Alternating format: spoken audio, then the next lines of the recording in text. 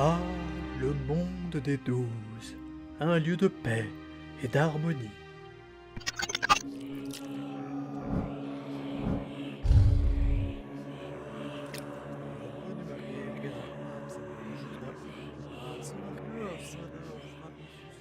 Réglé comme une horloge. Pas toujours, n'est-ce pas? Il suffit parfois d'un seul grain de sable pour enrayer toute la machine.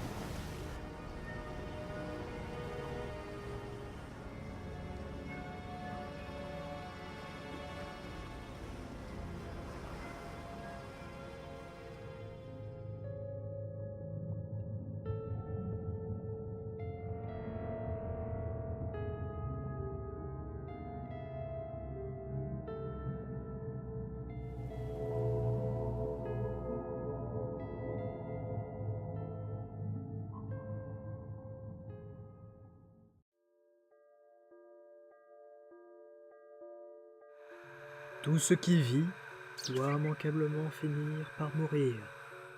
Cette loi est primordiale. Bien sûr, c'est ce qu'il advient dans la plupart des cas. Lorsqu'un dousien succombe, son esprit s'élève et rejoint la rivière des énergies, où il attendra sagement sa réincarnation.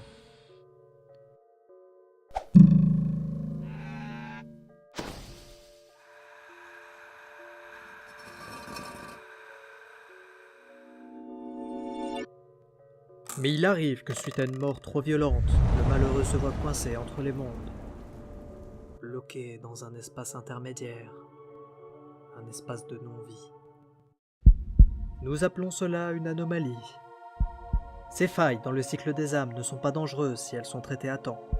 Toutefois, il est dit qu'un séjour prolongé dans les limbes peut avoir de graves séquelles, pouvant aller jusqu'à la folie. Les anomalies gardent en elles des souvenirs de leur pouvoir passé.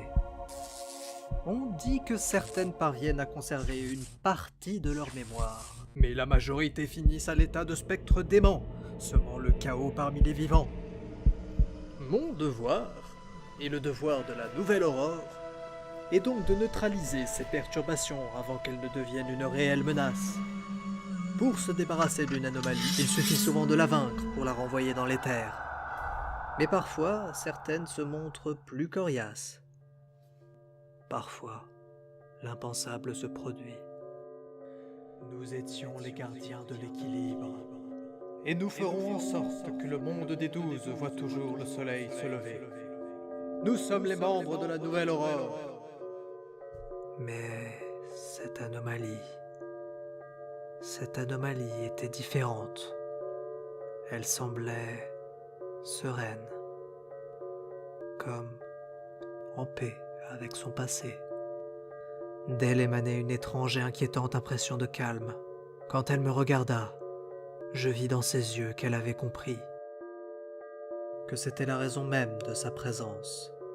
Elle n'essayait ni de fuir, ni de combattre. Elle cherchait juste un responsable. Et je sus qu'elle serait soit une précieuse alliée, soit une ennemie mortelle.